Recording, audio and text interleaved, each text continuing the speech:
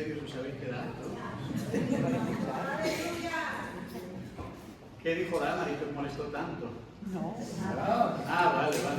Pensé que ya habías A escuchar su conversación.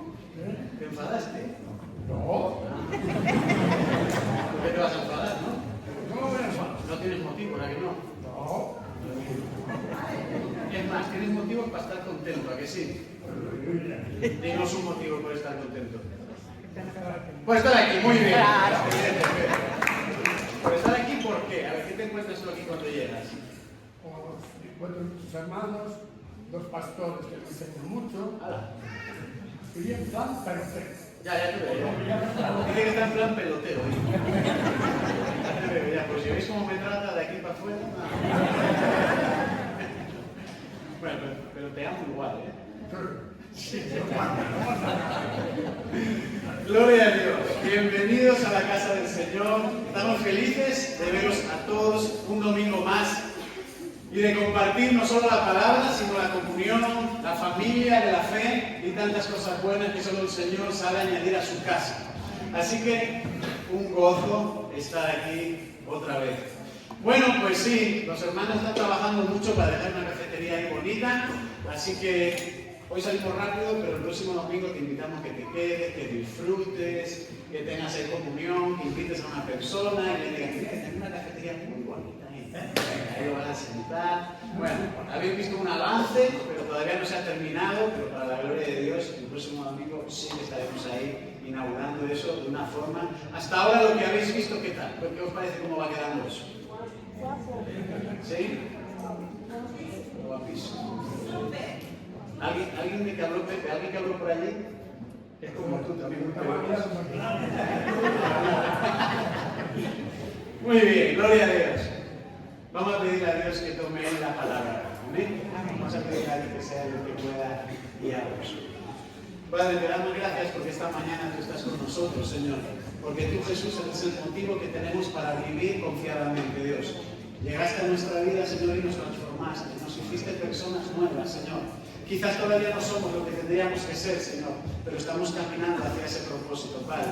Así que gracias porque hasta aquí, Señor, nos ayudaste tú a llegar.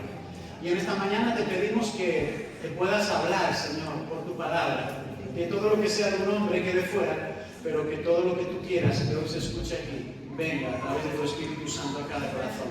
Te lo pedimos en el nombre precioso de Jesús. Amén y amén. Gloria a Dios. Por favor.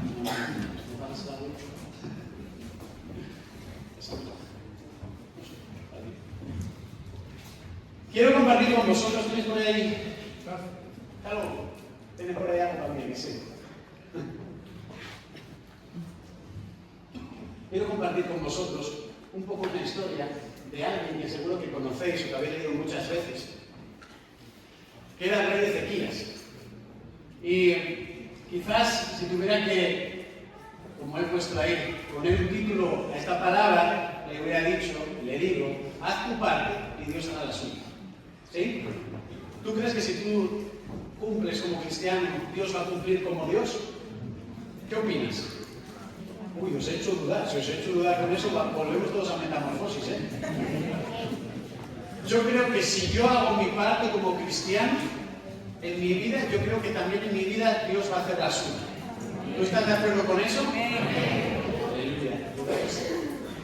Mira cómo empieza eso. Dice, después de estas cosas y de esta fidelidad. Quiero invitarte que leamos unos cuantos versículos juntos que están en el libro de Crónicas, segunda de Crónicas, en el capítulo 32. Y vamos a leer juntos 19 versículos, ¿sí? Y empiezan, te doy la pista, como dice ahí. Así que, según vamos teniendo el texto preparado, el que lo tenga que diga amén. Quedan unos pocos todavía. ¿Todos lo tenemos? Amén. Hombre, a ver, qué solito te veo aquí. Hasta un cuñado, pero te falta, ¿qué te falta? Ahora ya, ¿te falta? No, ¿qué? Ya pronto. ¿Lo tenemos? Segunda de Crónicas, capítulo 32, dice: después de estas cosas y de esta fidelidad, vino Sennacherib, rey de los asirios, e invadió a Judá. y acampó contra las ciudades fortificadas con la intención de conquistarlas. Viendo pues Ezequías la venida de Sennacherib y su intención de combatir a Jerusalén, tuvo consejo con sus príncipes y con sus hombres valientes para cegar las fuentes de agua que estaban fuera de la ciudad, y ellos le apoyaron. Entonces se reunió mucho pueblo y cegaron todas las fuentes y el arroyo que corría a través del territorio, diciendo: ¿por qué han de hallar los reyes de Asiria muchas aguas cuando vengan? Después, con ánimo resuelto, edificó Ezequías todos los muros caídos e hizo alzar torres y otro muro por fuera.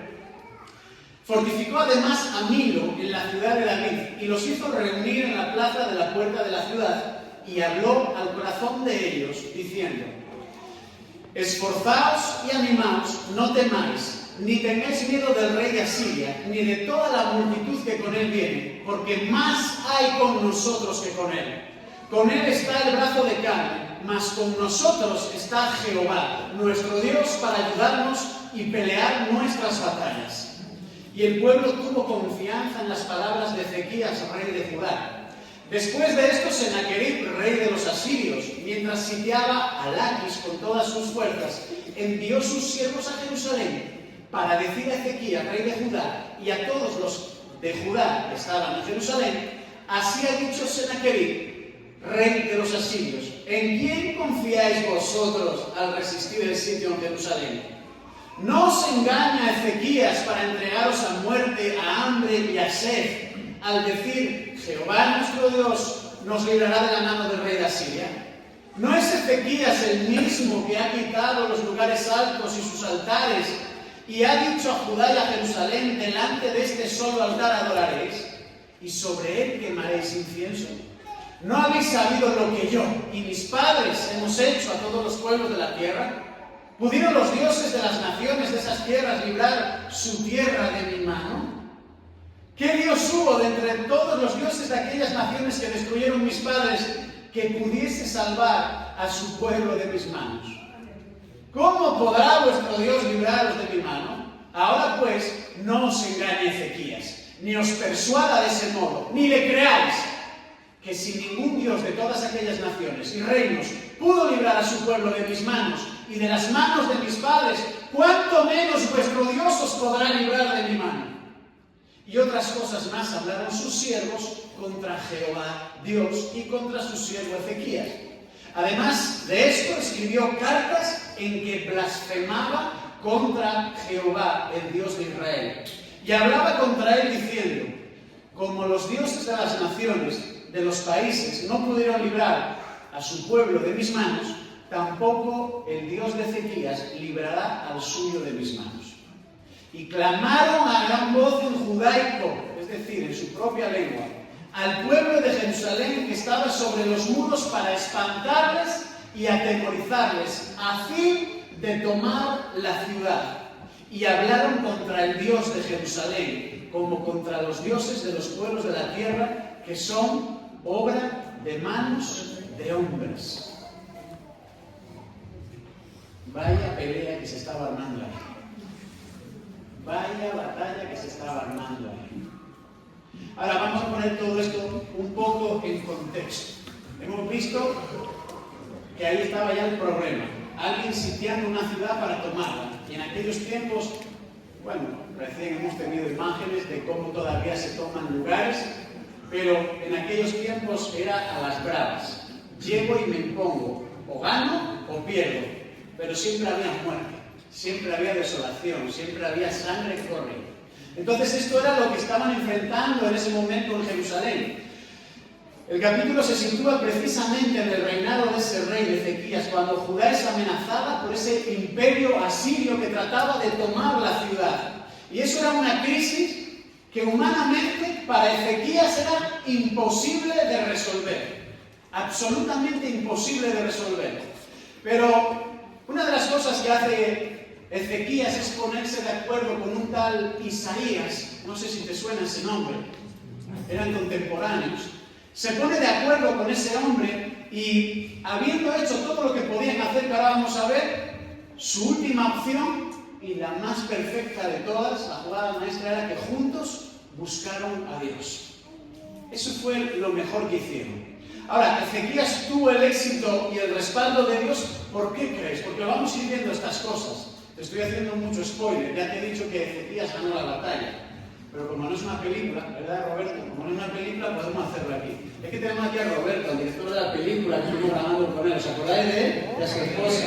Damos la bienvenida. Están instalados en Asturias, ellos se quedan acá a vivir. Así que Dios os bendiga. Estamos felices de tenerles acá de vuelta. Así que ya te he contado cómo termina la película de Ezequías. Pero sabes que Ezequías hizo los deberes. Cuando Ezequías tuvo el problema, él ya había hecho los deberes. No le agarró el maestro y lo suspendió, no. Cuando a Ezequías le llegó el problema, él ya estaba preparado. Pero ¿de qué forma se había preparado Ezequías? Si tú lees del capítulo 28 al 31 todo lo que precede a esta historia, ahí se ve cómo Ezequías hereda un reino de manos de su padre, Acaz, un reino que estaba plagado de idolatría a cualquier cosa que no fuese Jehová. A cualquier cosa que no fuese Dios. Acaz, su padre, había hecho lo malo ante los ojos del Señor. Había levantado altares a los Baales, había levantado altares a Astarte, había hecho brujería, había blasfemado contra el nombre de Dios. Es decir, cualquier cosa menos adorar al Señor había hecho el padre de Ezequías. Qué curioso, ¿verdad? Que teniendo un padre así, el hijo salga tan recto, ¿no? Eso es para otra predicación. Yo lo estaba investigando. Él comienza a reinar cuando tiene 25 años. Y si mal no recuerdo el dato, reina durante 29. Y durante 29 años Ezequías solo comete un pequeño error al final, pero rápidamente lo rectifica. Pero en todo ese tiempo honró al Señor. En todo ese tiempo estuvo honrando al Señor, haciendo lo recto delante de Dios.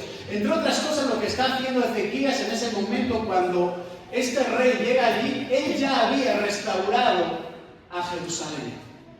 Él ya había levantado altares al Señor, había derribado los altares que su padre había edificado, los altares que su padre había levantado, él los había destruido y había levantado de nuevo los altares al Señor. Había de nuevo reconstruido el templo, porque su padre había hecho blasfemias dentro del templo de Jehová. Había destruido las puertas su padre y su hijo las restaura. Había apagado el orden sacerdotal y el culto en el templo a Dios, y Ezequías lo restaura de nuevo, restaura a los levitas, restaura el orden sacerdotal, vuelven a ofrecer ofrendas al Señor, vuelven a celebrar las fiestas del Señor, vuelven a recuperar la importancia de ofrendar, de diezmar, de presentar primicias. Todo lo restauró Ezequías, absolutamente todo, y había gozo en el pueblo de nuevo. Fue un tiempo de mucho trabajo para Ezequías, pero lo que más le preocupó a él fue hacer una limpieza profunda en todo Judá para que el pueblo se apartase de aquello que le traía maldición. Y lo consiguió. Hechas todas esas cosas, es cuando se le presenta el problema en las puertas de su casa. Pero quiero, antes de entrar en dos puntos, solo dos puntos que quiero compartir con vosotros, hacer un pequeño repaso y rescatar solo fragmentos de algunos de los versículos que están en esta historia que os estoy contando. Ahora voy a leer, insisto, solo fragmentos que van a ir del capítulo 29 al capítulo 31. Solo fragmentos. En el versículo 2, y voy, insisto, rescatando fragmentos, ¿sí? Dice, hizo lo recto ante los ojos de Jehová. Versículo 3, dice, en el primer año de su reinado, en el mes primero, abrió las puertas de la casa de Jehová y las reparó. En el 11 dice, yo he determinado, aleluya, estamos aquí, versículo 11, calma. Yo he determinado, a mí la tablet no se me apaga, yo estoy preparado, usted siga con sus oídos preparados. Yo he determinado hacer pacto con Jehová, el Dios de Israel, para que aparte de nosotros, ojo a esto, el ardor de su ira. El 28 y el 29, cuando acabaron de ofrecer, esto es muy importante, se inclinó el rey y todos los que con él estaban y adoraron. Después Ezequías, versículo 1 del 30, por todo Israel y Judá, escucha esto, escribió cartas para que viniesen a Jerusalén a celebrar la Pascua de Jehová. Versículos 19 y 20. Ezequías oró por ellos diciendo: Jehová, que es bueno, sea propicio a todo aquel que ha preparado, este dato es muy importante, a todo aquel que ha preparado su corazón para buscar a Dios. Y oyó Jehová a Ezequías y sanó al pueblo. 11 y 12. Entonces mandó Ezequías que preparasen camas en la casa de Jehová, y las prepararon, y en ellas depositaron las primicias, los diezmos y las cosas consagradas fielmente. 20 y 21 dicen: de esta manera hizo Ezequías en todo Judá, y ejecutó lo bueno, recto y verdadero delante de Jehová su Dios. En todo cuanto emprendió en el servicio en la casa de Dios, de acuerdo con la ley y los mandamientos, buscó a su Dios, lo hizo de corazón y fue prosperado. ¡Qué tremendo hombre de Dios! ¡Qué tremendo hombre de Dios! Su empeño, desde que heredó el cargo de rey, no fue otra cosa más que honrar a Dios. Honrar a Dios y hacer que todo el pueblo que Dios había puesto para que Él gobernase sobre ellos, también adorasen al Dios verdadero. ¿Te imaginas esa escena? ¿Te imaginas tú tener que heredar un reino así, lleno de inmundicia, de blasfemia, de altares a cualquier Dios? Y que tengas que derribarlo todo, que tengas que hablar al pueblo, que tengas que ponerte otra vez firme, recuperar el pacto y los mandamientos de Dios para que el pueblo a su vez pueda volver a recuperar la bendición de Dios. Porque te voy a decir algo, yo creo que no hay maldición peor sobre la vida de alguien que ama a Dios que alejarse de Él y perder esa bendición. Eso es la mayor maldición que hay, no tener la bendición de Dios. En eso andaba Ezequías, tratando de recuperar. Ahora, ¿nos parecemos en algo un poco a Ezequías? ¿Qué opinas? Te voy a dar 3 segundos, 5 segundos, lo que tarda en pegar un trago de agua para que lo pienses. ¿Nos parecemos un poco a Ezequías? Somos de los que derribamos altares, sacamos la inmundicia, celebramos lo que dice la palabra de Dios y no otras cosas, obedecemos los mandamientos de Dios. Ojalá que sí, ojalá que sí. Así que vemos que todo eso que hizo Ezequías, siempre vivió tranquilamente obedeciendo a Dios, y en esa obediencia nunca más tuvo problemas. El colorín colorado está cuenta de trabajo. ¿Sí fue eso? No. Colorín colorado, Senaquerib de las puertas. El rey de los asirios a las puertas, diciendo: ya le corté la cabeza a los otros reyes, ahora vengo, te la voy a cortar a ti, y ponte como quieras, quítame el agua, quita lo que quieras, reestructura de nuevo la muralla, haz lo que tú quieras, pero hoy tú caes, hoy te corto la cabeza. Eso fue lo que él tenía delante de las puertas. Tremendo, ¿verdad? Con esa integridad que tenía Ezequías, amando a Dios de esa forma, llevando al pueblo por el buen camino, y de pronto, cataplán, problemón. ¿Alguna vez te ha pasado algo así? ¿Te identificas que de pronto estabas haciendo muy bien las cosas para Dios, o estabas luchando al menos por hacer las cosas muy bien para el Señor, y de pronto dices tú: ¿por qué me ha venido esto si yo estaba honrando a Dios con todo mi corazón? ¿Alguien se identifica con eso? No digo que estuviéramos caminando, ya sé que todos somos muy pecadores aquí. No digo que todos estuviéramos caminando como ángeles, digo que estuviéramos luchando por agradar a Dios. Y de pronto dices tú: cuando más estoy esforzándome por agradar a Dios, de pronto me viene este problema. ¿Alguien ha tenido esa experiencia alguna vez? Amén, amén. Después de esas cosas y de esta fidelidad. Después de esas cosas y de esta fidelidad. Después de esas cosas que hizo Ezequías y de esa fidelidad tan fuerte en su corazón, vino uno de los mayores problemas a su vida. Uno de los mayores problemas a su vida. Ahora quiero compartir 2 puntos esenciales que yo considero. Bueno, es que cada vez que voy a la historia de Ezequías, Dios me habla mucho. Dios es uno de mis personajes favoritos. Muchas veces te preguntan: ¿cuál es tu personaje favorito? El apóstol Pablo, no sé qué, uno de los míos es Ezequías. Ezequías, por su integridad. Quiero compartir 2 puntos contigo. Va a ponerme ahí David el primero de ellos. La obediencia y la buena mayordomía no eximen de la prueba. La obediencia delante de Dios y que tú te mantengas responsable en las cuestiones de Dios no te van a eximir de la prueba. Van a venir pruebas. Van a venir pruebas. Tú te vas a esforzar mucho. Tú vas a ser muy obediente delante de Dios. Tú vas a tratar de agradar a Dios en todo lo que puedas y de todo tu corazón. Amén. Estamos en eso. Pero van a venir pruebas. Va a venir un trato.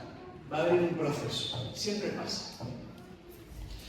He remarcado ahí Malaquías 3:3 porque tenemos muy clara la figura de que la fe es probada como el oro, pero hay otros pasajes donde Dios también ilustra de otras formas. Y en Malaquías 3:3 el Señor utiliza la plata y aquel que purifica la plata. Y sí, tenemos claro en nuestra cabeza, seguro lo estamos pensando, la plata somos nosotros y el que nos va a purificar o nos va a preparar para ese momento es Dios. Así que no hay ninguna garantía, escucha esto, no hay ninguna garantía, no hay ninguna cláusula bíblica, no hay ningún resquicio en toda la Escritura que nos permita negociar con Dios un acuerdo diferente del que ya está en la Escritura. No trates de negociar nada distinto con Dios. Todo lo que necesitamos para ser bendecidos ya está en la palabra. Cuando Dios diseñó su pacto desde el Antiguo Testamento hasta este, incluso en el tiempo de gracia en el que estamos, que todavía estamos mejor aún, desde todo ese proceso Dios diseñó un pacto perfecto, en el que tú, por mucho que pienses, nunca podrías añadir nada para mejorarlo. Porque el pacto que Dios establece con nosotros es perfecto, es excelente, es sublime, no hay otra cosa como este pacto. Partiendo de la base de que por fe somos salvos por la eternidad. Dime tú si el negocio es malo para nosotros. Que estábamos abocados a un infierno eterno y Dios nos rescata a través de la persona de Cristo. Es decir, el pacto que Dios escribe para bendecirnos es perfecto. Es lo mejor que hay. Ahora, la palabra de Dios nos recuerda que la fe sin las obras es como una fe muerta, ¿verdad? Ahí en Santiago, y también nos recuerda en Mateo que como hijos de Dios tenemos que mostrar frutos dignos de arrepentimiento. Esto es lo que va a estar evidenciando que de verdad tú y yo estamos en ese pacto, que tenemos que estar mostrando frutos, que nuestra vida cristiana, aquello que decimos, que confiesan nuestros labios, tiene que estar de verdad produciendo, pariendo algo que trae bendición no solo a mi vida, sino a la de otros. Tenemos que mostrar esos frutos. Cuando Ezequías se propuso honrar a Dios de todo su corazón e invocó a Jehová para que apartase el ardor de su ira, no hizo un pacto nuevo con él. Cuando Ezequías invocaba a Jehová, invocaba al Dios que ya había establecido un pacto. Él simplemente había entrado en el acuerdo del pacto ya establecido. No se inventó cosas nuevas. No necesitamos invenciones nuevas para la Escritura. Todo lo que necesitamos ya está escrito ahí. Ezequías entró en la senda de la obediencia. No renegoció nada con Dios. Ezequías entró en un momento en pacto con Dios, recordando el pacto, no reescribiendo pactos.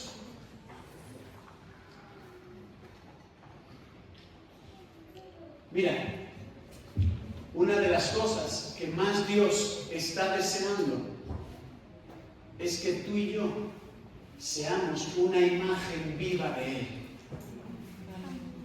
Una de las cosas, te lo voy a repetir, que más Dios desea cada día en nuestra vida es que tú y yo seamos una imagen viva de Él. Amén. Dios anhela que nosotros seamos el reflejo de su vida. Dios anhela que tú y yo seamos el reflejo de Jesús en la sociedad.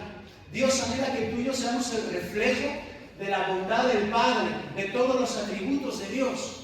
Él anhela que tú y yo seamos eso. Ahora, para que suceda eso, tenemos que volver a leer Malaquías 3:3. Y dice ahí que Él se sentará como fundidor y purificador de plata. Para ilustrar esto me gustaría hablar de una historia que leí hace algún tiempo de unas hermanas que estaban leyendo juntas la Escritura. Y estaban leyendo en esta parte de la Escritura y cuando llegaron ahí se quedaron como inquietas, porque querían traer más luz a ese texto para ver cómo lo podían aplicar a su vida. Y entonces una de las hermanas del grupo se ofreció para ir a una orfebrería y ver cómo trabaja un orfebre, que es un artesano que trabaja con las cosas preciosas, en este caso hablando de la plata. Y entonces, con ese motivo, fue a una orfebrería, le explicó al Señor el motivo por el cual estaba allí y él accedió a que ella observase su trabajo y cómo lo hacía. En ese momento él se dirigió al lugar de trabajo, a su puesto de trabajo, y cogió una piecita de plata y con unas pinzas la acercó a una llama, intensificó el calor de la llama y puso la plata, esa piecita de plata, justo en el centro de la llama. Y ahí permaneció por un tiempo. Y esta hermana lo observaba y le preguntaba, ¿es necesario que siempre la plata esté en el centro de la llama? Y le dice, sí, porque es el lugar donde más calor hace, donde yo más voy a quitar la impureza de esa pieza de plata. Y eso a ella le hacía pensar, ¿no? Y siguió observando el trabajo del orfebre durante algún tiempo y después de un rato se fijó en otra cosa, que el orfebre no quitaba bajo ningún concepto, en ningún momento su vista de la pieza de plata. En ningún momento. Y ella le hizo una pregunta así como, dice, ¿y no podría usted preparar algún tipo de herramienta, de artilugio, que usted pueda poner ahí esa pieza de plata para retirarse mientras el fuego hace su trabajo, de forma que usted pueda dedicarse también a otras labores? Y él se quedó sorprendido, pero entendió la ignorancia de la pregunta.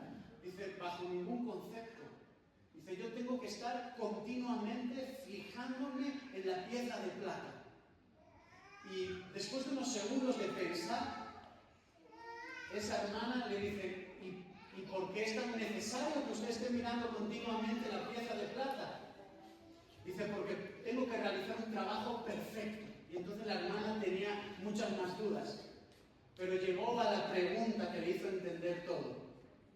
Bueno, y si usted tiene que hacer ese trabajo tan perfecto, pero no tiene otras herramientas de medición para conocer el momento en el que la plata ha sido totalmente purificada, ¿cómo sabe usted que ha llegado el momento de sacar esa pieza de ahí y que no se pase y se estropee? Dice, el momento, fijándose en esa pieza de plata, el momento en el que yo sé que el trabajo ya es perfecto, es cuando yo veo mi reflejo en la pieza de plata. Cuando yo veo mi reflejo en la pieza de plata. O sea que Dios se ha puesto como fundidor de plata. Su iglesia es la plata. Y no nos va a retirar de la llama del fuego hasta que vea su reflejo en nuestra vida. Amén, amén, amén. ¿Cuántos dicen amén? Amén. Ese es el trato de Dios. Ese es el trato de Dios. A veces no es un trato que nos guste mucho, pero hay que pasar. Hay que pasar. Así que ese es el punto número 1, que habla de la obediencia, de la buena mayordomía, de que tú y yo tenemos que estar gestionando bien aquello que Dios nos ha entregado, de que tenemos que poner por obra nuestros talentos sin dejar de ser obedientes, de hacer toda esa labor. Pero todo eso no es una garantía para que tú y yo no pasemos por la prueba. Así que haz lo que tienes que hacer y Dios hará su parte. Amén, amén. Pero no le pongamos condiciones a Dios. Vamos a servirle con integridad. y admitiendo lo que venga para cada día, con fe y caminando cada día con fe. Amén.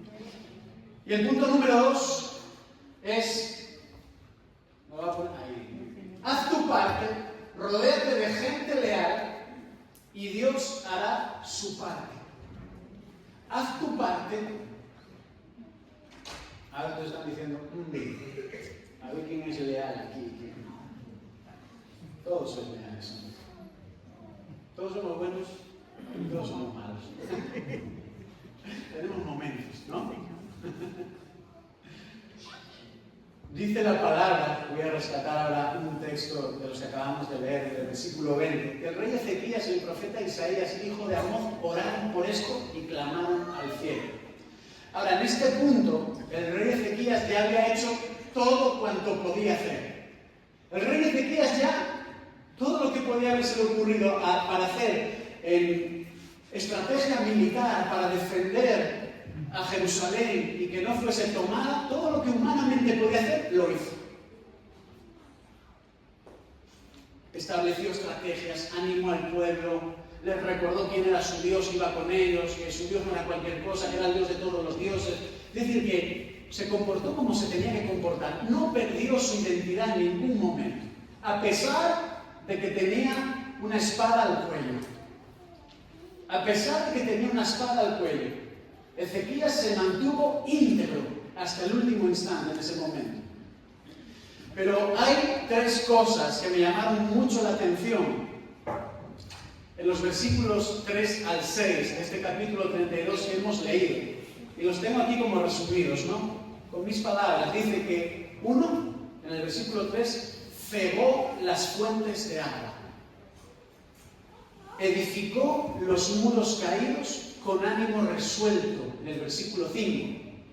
Y tuvo consejo, es decir, que buscó el consejo, se reunió con gente, con príncipes, hombres, y voy a añadir yo algo aquí, con príncipes, hombres, y si fuera en esta casa diríamos también mujeres valientes, y estableció capitanes de guerra.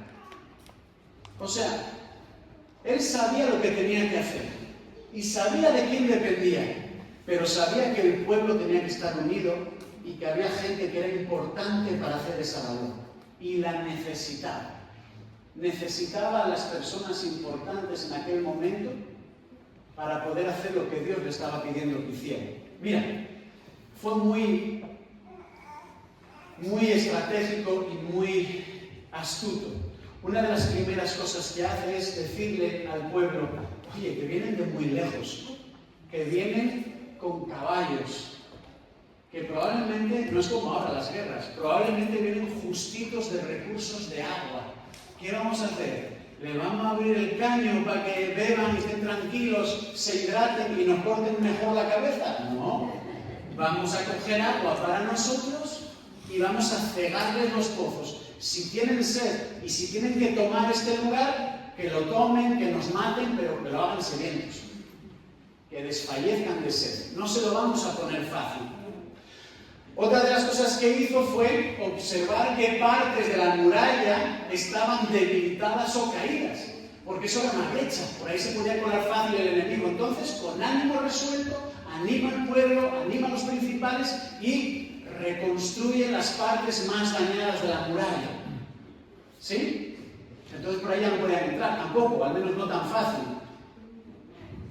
Y también tomó a gente valiente, se rodeó de personas íntegras, de personas que desde su reinado, probablemente, aunque no lo dice la Escritura, pero a veces la Escritura también habla de lo que no viene escrito, probablemente gente que estuvo con él en ese momento fueron gente leal, que también sufrieron con el reinado de su padre, porque también amaban a Dios. Y de esos siempre hay en casa de Dios. Así que hizo todo lo que podía hacer. Si hacemos una transición o un paralelismo espiritual a nuestra vida, hermanos, tendríamos que decir que para que tú y yo no le pongamos en bandeja de plata al diablo las cosas, es decir, para que no se lo pongamos fácil en nuestra vida, también tenemos que cegar los pozos de agua para que el enemigo no venga a beber a nuestro corazón. Amén. ¿Cuándo viene el enemigo a beber a nuestro corazón? Ezequías no quería. Ezequías dijo, tierra esos pozos de agua, tierra, venga, sequen ese arroyo, ya lo recuperaremos, pero ahora lo importante es mantener la integridad de la ciudad. No puede penetrar el enemigo, tenemos que ser inquebrantables. Ya habrá tiempo de recuperar las cosas, ya trabajaremos más después, pero vamos a mantenernos inquebrantables, impenetrables contra el enemigo. Esa era la actitud de Ezequías. Y esa tiene que ser la nuestra. ¿Cuáles son los pozos en nuestra vida a los cuales el diablo podría venir a beber? ¿Podría hidratarse de nuevo? ¿O cuáles son esas murallas en nuestra vida que tenemos con brechas?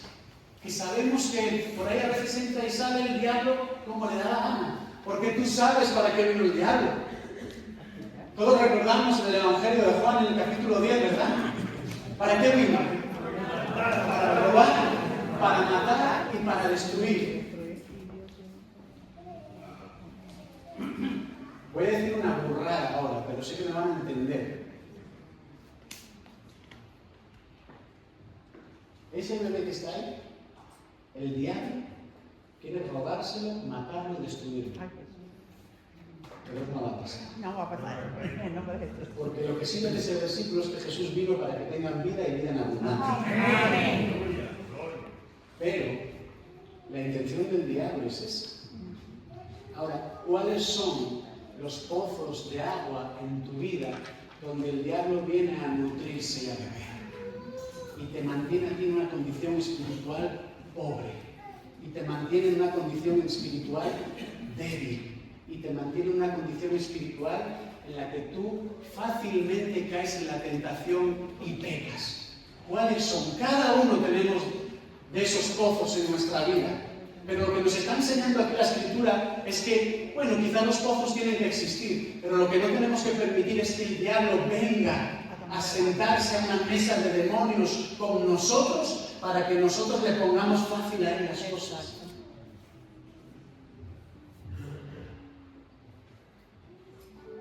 Qué sutil es a veces la murmuración. De cuánta santidad se viste muchas veces el diablo para hacernos creer que una conversación que podemos estar teniendo a veces de personas o en otras personas es una conversación santa, un chiste santo. Porque los cristianos no criticamos, ¿a que no? Solo hablamos chismes santos. Solo decimos cosas simpáticas. ¡Ay, mira fulanita, qué gorda se puso! ¿Sí viste? Claro, yo no sé por qué, pero ya le dije el día que cuando quiera voy a orar por ella, a ver si se desinfla. No, pero hay que bendecirla, hay que bendecir a su hermano. Sí.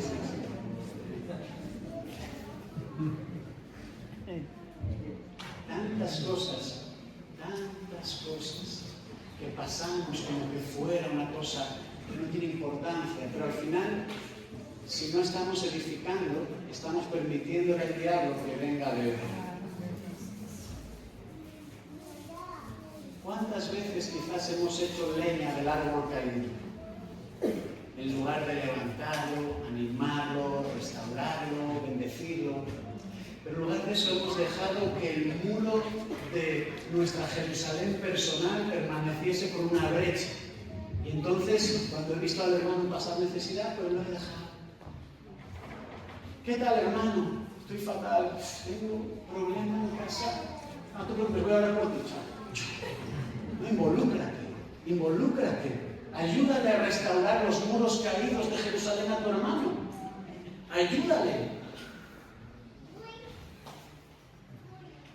Tienes que convertirte, que yo creo que ya lo eres, pero un poco más. Tienes que convertirte en las personas que rodearon a Ezequías. Tienes que convertirte en gente noble, en gente leal, en gente íntegra, que ayuda a reconstruir muros. Gente que ayuda a edificar las vidas. gente que te ayuda, que te orienta, que te guía, que te da una palabra para que no permitas al diablo venir a beber a tu vida, sino todo lo contrario. Gente que se sigue ahí contigo, gente que dice, vale, lo estás pasando mal, no te preocupes. Yo no sé lo que puedo hacer, pero me quedo contigo a tu lado. Me quedo contigo. Y lo paso mal contigo. Y me uno a ti en oración. No tengo dinero para ayudarte con eso, pero tengo oración. Puedo orar contigo. Y voy a estar orando y ayunando para que esta situación financiera que te está haciendo polvo se solucione. Porque creo que si somos íntegros delante de Dios, podemos interceder, como hizo Ezequías, y para momentos, aunque sean puntuales, Él puede prosperarnos. Creo que puede bendecirnos, creo que puede sanarnos, creo que puede liberarnos. Pero por el amor de Dios, mantén el núcleo de tu corazón, que es Jerusalén, sitiado, pero a tu favor. Cierra tu corazón a toda mentira del diablo. Cierra tu corazón y tus oídos a cualquier palabra que no edifique. No te rodees de personas que no van a sumar, sino que van a restar a tu vida. No te rodees de ellos. Rodéate de la gente íntegra. Rodéate de las personas que de verdad aman al Dios verdadero. Rodéate de aquellos que se levantan en un vuelo como las águilas y son capaces de ver desde arriba los problemas y ayudarte en el vuelo. Rodéate siempre de gente leal, porque en tus peores momentos y en los de ellos tenemos que ser fuertes. Ezequías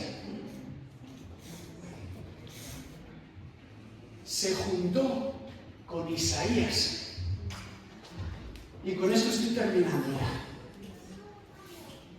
Ezequías se juntó con Isaías. ¿Y sabe lo que habían hecho hasta ese momento? Todo lo que dice la Escritura. Todo lo que podían haber hecho. Cerraron los pozos, restauraron la muralla, animaron a la gente, le hablaron con mucho ánimo resuelto, le dijeron a las personas, venga, tenemos que estar juntos, tenemos que estar... Todo lo que podían hacer lo hicieron humanamente. Pero es que el problema que tenían ellos excedía a lo humano.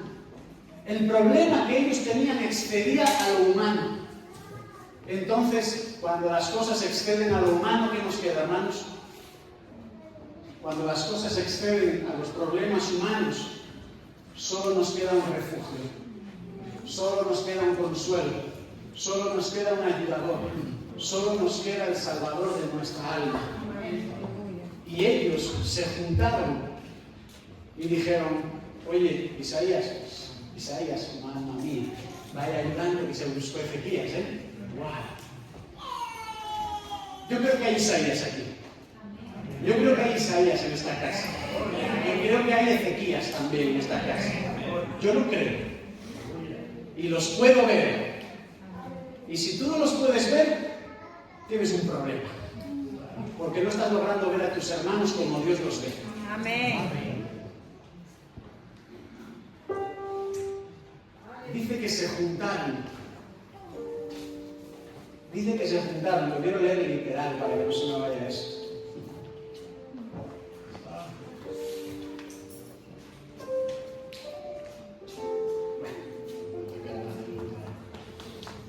Dice que se juntaron Ezequías e Isaías y juntos clamaron al Dios de los cielos. Clamaron al Dios de los cielos. En el peor momento para ellos en sus vidas, clamaron al Dios de los cielos. Todo lo que podían hacer lo hicieron. Todo. Es como si tú tienes un problemón y dices tú, puedo resolverlo invirtiendo todo este dinero, esforzándome haciendo todas estas cosas, llamando a todos estos amigos míos para que hagan esto, y ya. Pero ¿después qué? Cuando ya tus pies tienen que seguir sobre la tierra, cuando tú ya no puedes subir al cielo, cuando tú ya no puedes hacer lo que Dios hace, ¿a quién tienes que recurrir? A Dios. Y ellos recurrieron al Señor para sus vidas. Y dice la Escritura que en ese momento, en ese preciso instante, cuando Ezequías e Isaías se unieron para buscar al Dios de los cielos, dice la Escritura que el Señor envió el ángel de Jehová. Amén. Y dice que la Escritura que hirió de muerte a todos los guerreros del ejército de Sennacherib.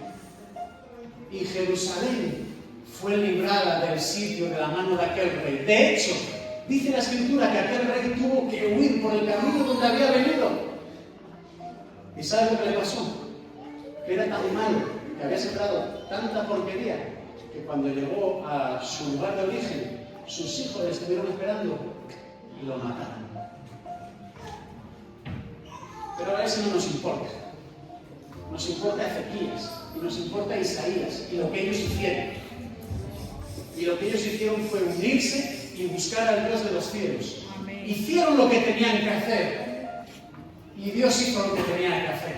Amén. Ellos hicieron su parte y Dios hizo la suya. Amén. Y yo creo que hoy todavía Dios puede seguir haciendo su parte, siempre que su pueblo haga la suya.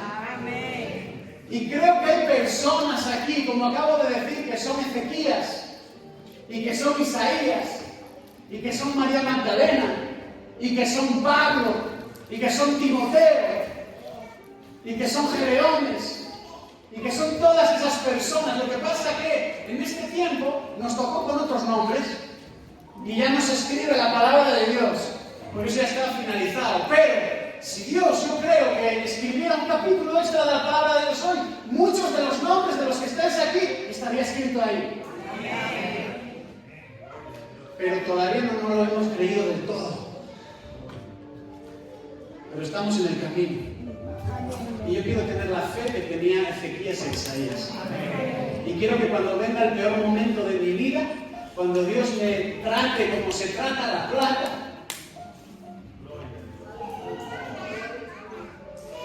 en el momento de más presión, de más fuego sobre mi vida, cuando Dios más intensamente me quiera estar purificando, quiero permanecer ahí. Amén. Quiero permanecer ahí.